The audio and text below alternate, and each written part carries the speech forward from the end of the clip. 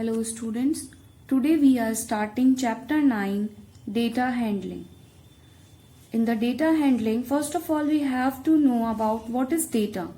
The data is the collection of number gathered to give some information, means we are collecting something in the form of number which is called the data. Okay, means if we are taking the marks of different student, then it will be arranged in the form of these data. This is called the data. Okay. So the first portion of the chapter covers all the concepts related to the recording data, followed by the organization of data. Means first of all we are recording the data and then organizing the data. We are organizing the data by first method, that is the tally marks. Here we are organizing the data by using the tally marks method. So in the chapter 9.1 we will be use the tally marks. Okay, so what is the tally mark? To get the particular information from the given data quickly, the data can be arranged in the tabular form using the tally marks. Means by using the tally marks, we arrange the data quickly in the form of tabular form, by which we can obtain the data quickly. So, how we are arranging the data in the tally marks? First of all, in the tally marks, we are representing the number 1. 1, 2, 3, 4, 5, 6. So 1 is represented in the tally mark is like only one simple line, and 2 is like 1, 2, 3, 1, 2, 3, 4, 1, 2, 3, 4, and 5 will be represented as 1, 2, 3, 4, 5. Whenever the 5 will be coming, we will be cross it. Now next is 6. So 1, 2, 3, 4, 5, and this is 6. Okay. Now 7, how we will be representing the 7? 8, 9, 10, 11. 7 will be represented as 1, 2, 3, 4, 5, 6, 7. Now 8, 1, 2, 3, 4, 5, 6, 7, 8. 9 is 1, 2, 3, 4, 5, 6, 7, 8, 9. मतलब हमारे पास जब भी हमारे पास 5 होगा वहां हम cross कर देंगे. अब देखिएगा 10 कैसे बनेगा. 1, 2, 3, 4, 5, 6, 7, 8, 9. ये 4 लाइन्स हो गया. 5th लाइन ऐसे आएगी, तो ये 10 हो गया हमारे पास. 1, 2, 3, 4, 5, 6, 7, 8, 9, 10, 11. Now same as 12, 13, 14, 15, 16. Same process, इनको भी हम इसी तरीके से लिख सकते हैं. 1, 2, 3, 4, 5, 6, 7, 8, 9, 10, 11, 12. 1, 2, 3, 4, 5, 6, 7, 8, 9, 10, 11, 12, 13. 1, 2, 3, 4, 5, 6, 7, 8, 9, 10, 11, 12, 13, 14. Now 15 देखिएगा. 1, 2, 3, 4, 5, 6, 7, 8, 9, 10, 11, 12, 13, 14, 15. Now the 16. 1, 2, 3, 4, 5, 6, 7, 8, 9, 10, 11, 12, 13, 14, 15, 16. इसी तरीके से आप और दूसरे नंबर्स को भी अरेंज कर सकते हैं. Okay, so this is the simply how we are making the tally marks. Simple कि 1 को हमें टैली मार्क्स में रिप्रेजेंट करना है, तो हम कैसे रिप्रेजेंट करेंगे. Now for the exercise 9.1, the question number 1. What says the question number 1? In the mathematics test the following marks were obtain by 40 student. Arrange these marks in the table using the tally marks. हमारे पास mathematics test में 40 student के marks यहां पर given है. इसे हमें tally marks में अरेंज करना है. तो ये जो मार्क्स हमारे पास है, ये मार्क्स हमारे पास below is the 1 marks and the maximum is the 9 marks. Means 1 to 9 हमारे पास यहाँ मार्क्स गिवन है. इसे हमें टैली मार्क्स में रिप्रेजेंट करना है. So how we will be representing this in the tally marks? First of all 1, 2, 3, 4, 5, 6, 7, 8, 9 तक table में अरेंज कर लीजिए. अब 1 जितनी बार भी रिपीट हो रहा है उसका टैली मार्क्स वहां पर रिप्रेजेंट कर दीजिए. अब जब हमारे पास टैली मार्क्स बन जाएगा, उसके बाद हम इन क्वेश्चंस का आंसर देंगे. Okay, so first of all we are making the tally marks here. So we are arranging these marks in the tally mark table. So first of all, mark 1. Here I am making the table in which the first column is of marks, second column the tally mark of this marks, and then number of students जिसके हमारे पास 1 marks आए हैं. So first 1 marks. So इस table में देखिएगा 1 कितनी बार repeat हो रहे हैं. Here is a 1 and here is a 1. So 2 times the 1 is coming. So we are making a tally mark of it like this, making the 2 line vertically. This will make a tally mark and then the number of student is 2. Next is 2 marks. अब 2 marks देखिए यहाँ पर कितने students क्या आ रहे हैं. 1, 2, 3 and 3 student only in which have 2 marks. So now 3 student is we are making the tally mark like this, 1, 2 and 3 and writing here 3. Now again 3 देखिए इस टेबल में कितनी बार आ रहा है. 3 हमारे पास यहाँ पर 3 times आ रहा है. So we are making a tally mark of it and then number of student. Now next is the 4. So 4 हमारे पास यहाँ पे 7 स्टूडेंट्स है जिनके पास 4 मार्क्स आए हैं. इस टेबल में हमारे पास 7 स्टूडेंट है जिनके 4 मार्क्स आए हैं. सो हम इसका टैली मार्क कैसे बनाएंगे. 1, 2, 3, 4, 5 आते हैं हम क्रॉस कर देंगे. Then 6, 7. Then number of student is 7. Now हमारे पास देखना है हमें नेक्स्ट 5 मार्क्स. 5 मार्क्स इस टेबल में हमारे पास कितने स्टूडेंट्स के आ रहे हैं. 5 मार्क्स आ रहे हैं हमारे पास 6 स्टूडेंट्स के. तो हम बनाएंगे इसका tally marks like this.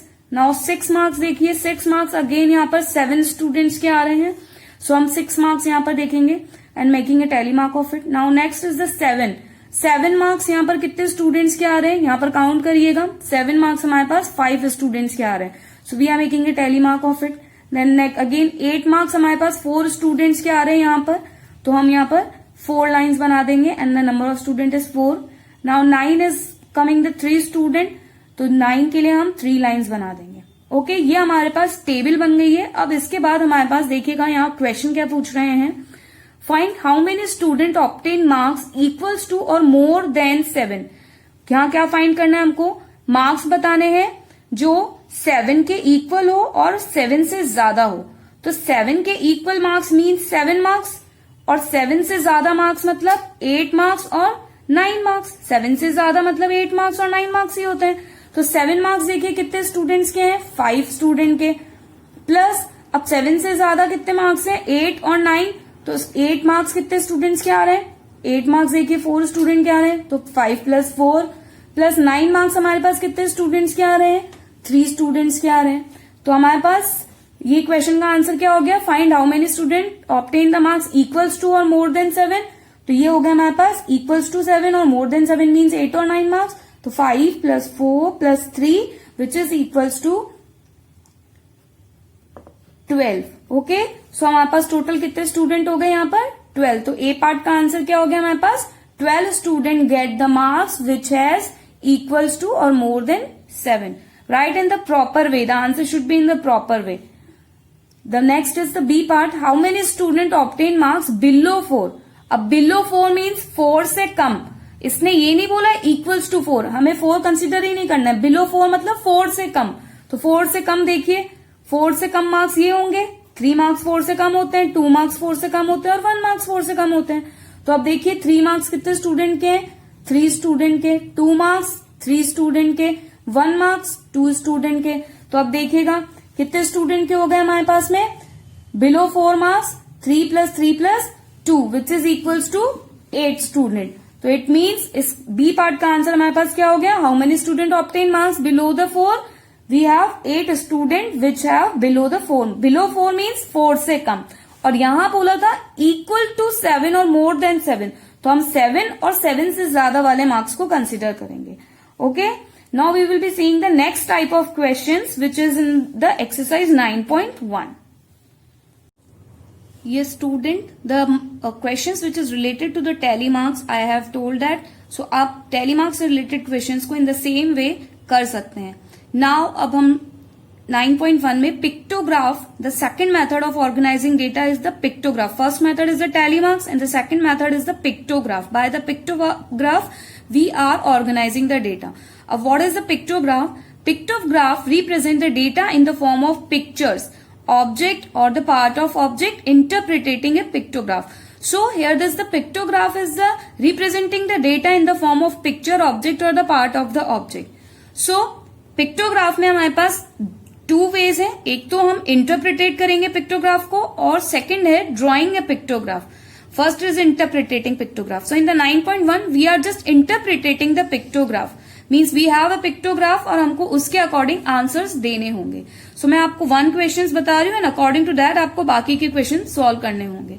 So what is the first question number 5 says in this exercise? The number of girl student in each class of the co-educational middle school is depicted by the pictograph. Here the number of girl student in the each of the co-educational middle school is depicted by this pictograph. Okay. So here is the pictograph. Class is given, first, second, third, fourth, first to 8th class are given and the number of girl student is represented by this pictograph. Means हम यहाँ पर data को किससे represent कर रहे हैं? Picture से represent कर रहे हैं. Okay. So here one picture represent 4 girls. One picture represent 4 girls और अगर हाफ पिक्चर बना हुआ होगा हमारे पास इट मीन्स वो 2 गर्ल्स को रिप्रेजेंट करेगा. जहां पे भी हाफ गर्ल्स बनी हुई होगी वहां पर क्या होगा? 2 गर्ल्स. 4 का हाफ क्या होता है? 2. तो जहां पे भी हाफ है वहां 2 गर्ल्स हमें कंसीडर करना है. तो अब देखिएगा ये पिक्टोग्राफ आपको गिवन है. इस पिक्टोग्राफ को ऑब्जर्व करना है हमको. Observe this pictograph and answers the following questions. So हमें क्या करना है? इस पिक्टोग्राफ को ऑब्जर्व करके ये जो क्वेश्चंस हमारे पास है उनके आंसर्स बताना है. So what the first question says here, which class has the minimum number of girl student. हमें ये पिक्टोग्राफ देख के बताना है कि ऐसी कौन सी क्लास है जिसके अंदर minimum number of girls student है. सो इस पिक्टोग्राफ्स के अकॉर्डिंग हम ये देख के बता सकते हैं कि कौन सी क्लास में मिनिमम नंबर ऑफ स्टूडेंट. भाई इसमें देखिए तो साफ हमको इस पिक्टोग्राफ से पता चल रहा है कि the class 8th has the minimum number of student, क्योंकि यहाँ पर ओनली एक 1 गर्ल बना हुआ है और एक हाफ गर्ल बना हुआ है. तो इट मीन्स कितने स्टूडेंट हो गए यहाँ? 4 तो ये हो गए कंप्लीट और ये हाफ का मतलब 2. तो कितने स्टूडेंट हो गए इस क्लास में? 4 + 2 which is 6 student. So class 8th has the minimum number of girls student which is equals to 6. So A का आंसर क्या हो गया? Class 8. Now the B part is the number of girls in the class 6. Class 6 means this is less than the number of girls in the class 5th. This is the class 5th.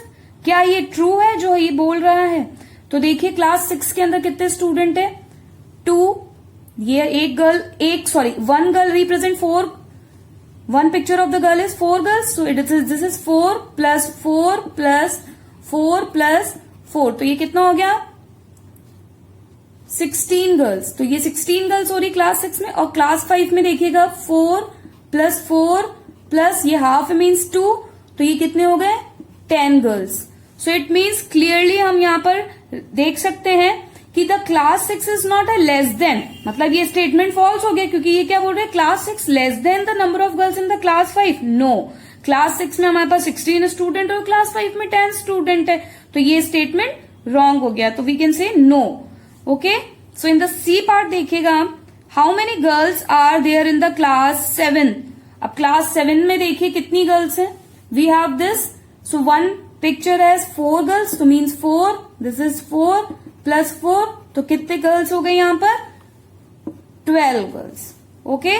So according to this type हम सारे answer depict कर सकते हैं. ये pictograph हमको given होगा और 1 picture कितने को रिप्रेजेंट करेगी वो भी गिवन होता है. तो उसके अकॉर्डिंग हम आंसर दे सकते हैं जो भी क्वेश्चंस पूछे जाएंगे.